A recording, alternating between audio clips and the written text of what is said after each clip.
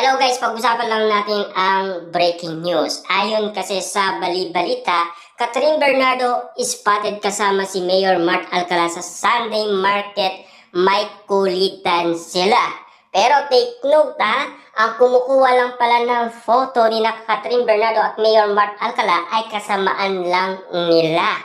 Kaya nga naman tila hanggang ngayon ay kalungkutan pa rin kay Catherine Bernardo ang nangyayari. Na tila hanggang ngayon hindi pa rin matanggap ng iba sina Catherine Bernardo at Mayor Mart Alcala. Siyempre alam nyo naman siguro kung ano ang pinag-uusapan sa social media patungkol umano sa kaugalian ni Mayor Mart Alcala. Siyempre, nauuli yan, nagsasabong. Ayon kasi sa mga netizens kasi meron nga naman kasing mga proof. At lalo-lalo na hindi pa tanggap umano ng pamilyang Bernardo si Mayor Mart Alcala. Kahit na pinakilala na ni Mayor Mart Alcala si Catherine Bernardo sa kanyang pamilya. Diba? At lalong-lalo na, siyempre nakipag-banding na rin si Catherine Bernardo sa kapatid umano ni Mayor Mart Alcala. At hindi lang naman isang beses yan, 2 beses na rin. Kasi nauna yan sa Australia tapos nag-yoga sila.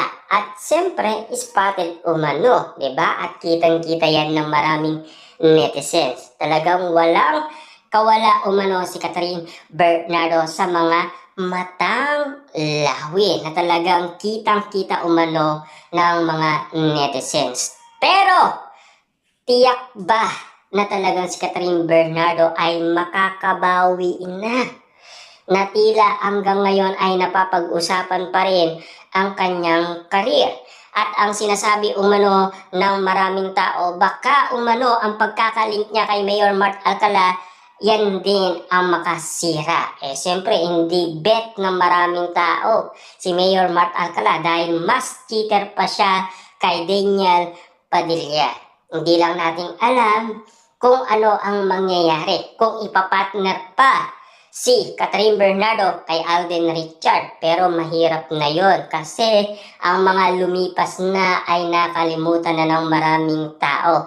Lalong-lalo na alam na nilang magkaibigan lang sina Catherine Bernardo at Alden Richard. Hindi tulad noon na talagang pinagkaguluhan sila at kinilig umano ang mga Katden fans, mga netizens at mga marites kung bakit naman kasi pinagpipestaan umano ang Katden. At lalong-lalo na, komportable na daw noon sina Alden Richard at Catherine Bernardo dahil sa mga pinaparanas nila or pinapakita nila sa publiko sa kanilang mga fans. Lalong-lalo na ang mga titig nilang malagkit, di ba?